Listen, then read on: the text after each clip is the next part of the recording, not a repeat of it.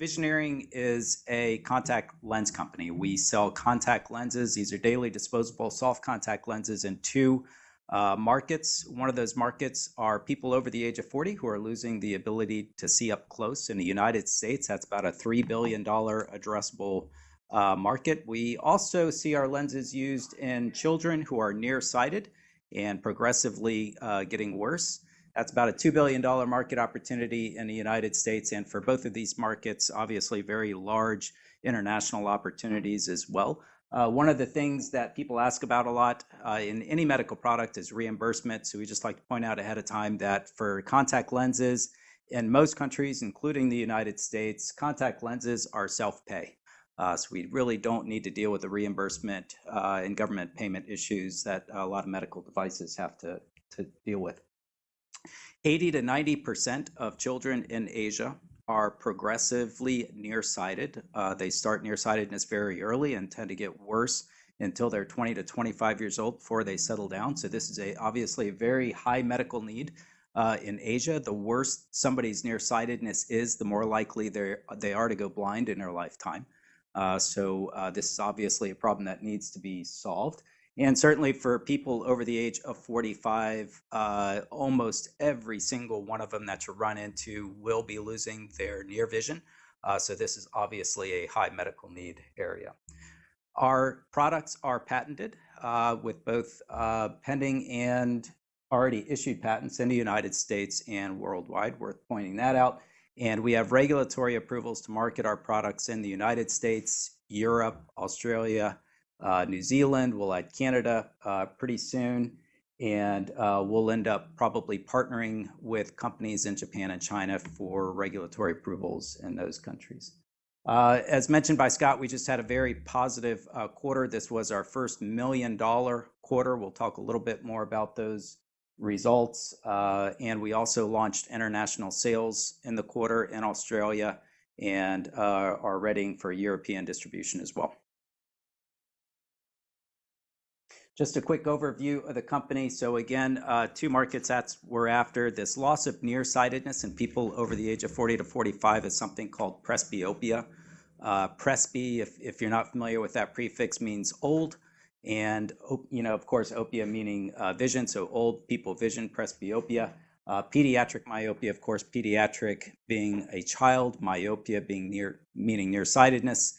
These children and people can see things that are up close. They can't see things at a distance. We'll talk plenty about them. Both of these, though, high medical need, very large markets, with a lot of people affected by these diseases, which is great dynamics for a medical device company. We are predominantly owned by institutional investors. You'll see up here around 73% institutional. That includes both our IPO investors in Australia. We IPO'd the company here in Australia in 2017, in March of 2017. And that also composes the original venture capital investors who funded the company's start and early growth, who are still holding on to their shares. $10 million in the bank at the end of the quarter. That was following a $6.3 million US dollar placement that we did within the quarter. And that's sort of the snapshot of it. So just with regard to financial performance, we've seen very strong and consistent growth quarter over quarter in terms of net revenue growth and in terms of shipments to what we call ECPs. ECP is an acronym that stands for Eye Care Professionals. The shipments to ECPs is the most real-time, reliable view of what's happening with regard to the business. Net revenue tends to be a little bit lumpier because we sell to a distributor. The distributor then turns around and sells to the patients. And there are also non-recurring, sometimes cash, sometimes not, non-cash items that affect gross revenue to net revenue. That makes it a little less of a real-time snapshot. But net revenue for the third quarter was up 75% over the second quarter. Again, our first $1 million quarter. And to put that into perspective, our entire year of 2017 was about $1 million. So obviously things are growing very quickly. 48% growth quarter over quarter in terms of shipments of the product to the eye care professional. On the operational side, the important points from the quarter were that we launched product in Australia. Our first sales outside the United States occurred in Australia within the quarter. We signed a distribution agreement that will take the footprint in Australia and New Zealand much, much wider than what we would be able to do as a US-based company. And we also signed a distribution agreement just a couple of weeks ago with a distributor in Europe that will get us started in the Nordics. And that would be, of course, Denmark, Norway, Sweden, and Iceland. And we'll be signing additional distribution agreements for other parts of Europe in the coming quarters. Just a little bit deeper on the markets that we actually operate in. Again, these are daily disposable contact lenses. The use of presbyopia is something that is competitive for us. That's competitive landscape. There are 4 contact lens companies in the United States and really on a worldwide basis that have contact lenses for presbyopia. These lenses have been around for about 20 years. They've been very poorly adopted. The lenses from the competitive companies do a poor job of solving simultaneous distance correction and near correction.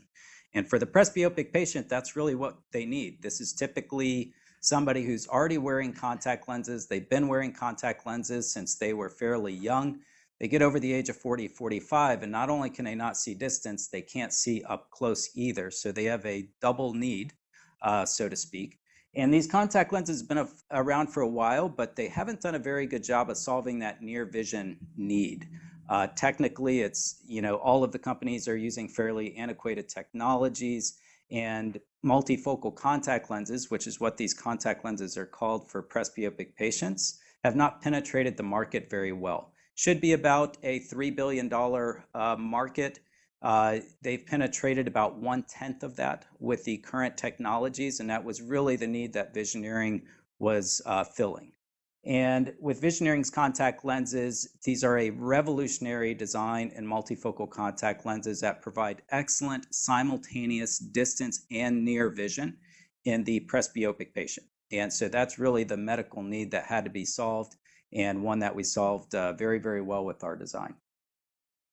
The other patient population that the lenses are being used in, again, it's the exact same contact lens that we use in the over to 40 population.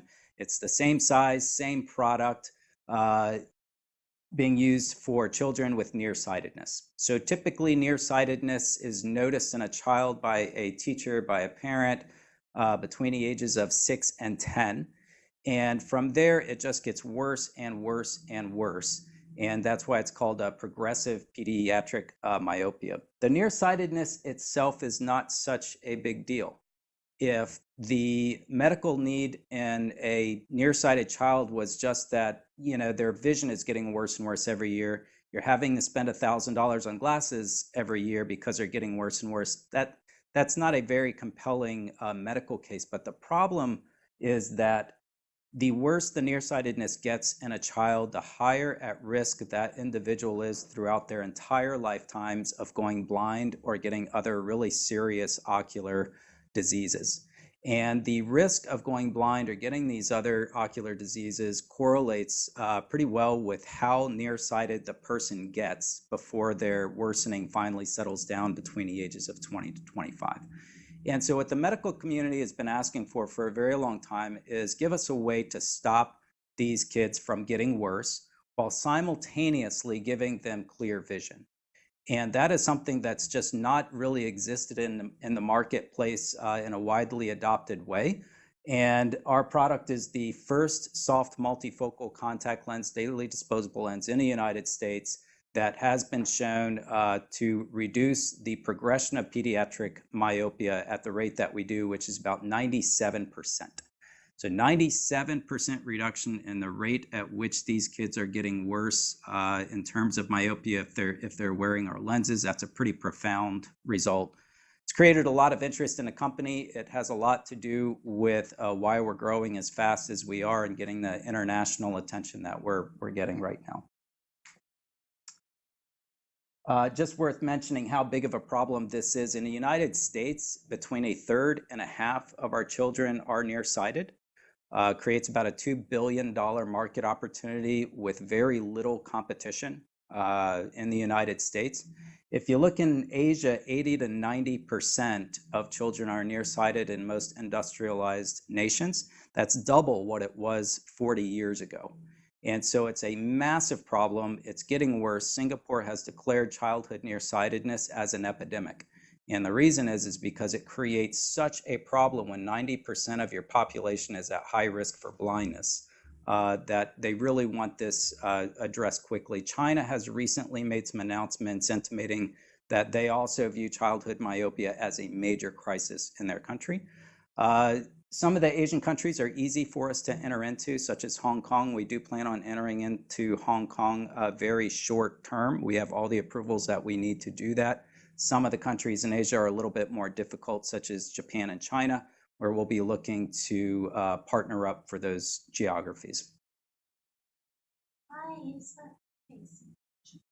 So multifactorial, like anything in medicine. So it starts with a genetic predisposition and then a setting that sort of takes advantage of that genetic predisposition to create an outcome. And the setting that is taking advantage or affecting the predisposition is time spent outdoors and all of the close work that they do, the near work. And so it's really interesting. You can slow down myopia progression in a child by quite a bit by just spending more time outside. And it turns out that the bright light that they're exposed to outside is extremely important for development of normal vision in a child. For cultural and health reasons, that's difficult to do in some Asian cities. If the air in a city is so bad that most of the homes have HEPA filters so that they can breathe clean air indoors, they're very reluctant to put their children outside into that air. There's also a stigma attached to darker skin shades in Asia. And so exposure to sunlight is something that they don't want to do for cultural reasons as well. Some schools in China are actually putting skylights into the schools to try to get more light indoors to try to help address the problem. But for structural and for cultural reasons, they're not going to be solving these problems anytime soon.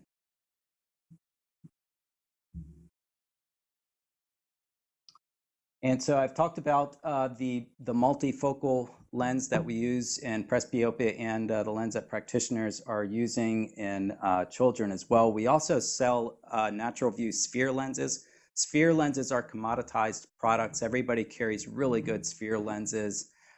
Sphere lenses are just used for the simple correction of distance vision. We launched an improved version of this product back in the second quarter that we're still rolling out now that has been very well received. And then in the future, we'll also be launching something called Toric lenses. Toric lenses are for people with astigmatism. This is a cornea that's not quite shaped the way that it should be. Once again, this is a commoditized product. All companies carry Toric lenses for correcting astigmatism. We have a different design there, though, that when combined with our multifocal optics in a lens gives us something called a multifocal toric lens. And the multifocal toric lens, which we plan on launching in 2019, will be revolutionary in the industry. Just on the international, what we've been up to there, a little plot on the bottom right there showing the growth of nearsightedness percentage of children in some of the Asian countries, shows you what a big problem that is. And again, we've just signed distribution agreements for both Australia and the Nordics and Europe. And again, you'll be seeing additional distribution agreements signed over the coming quarters for the other parts of Europe.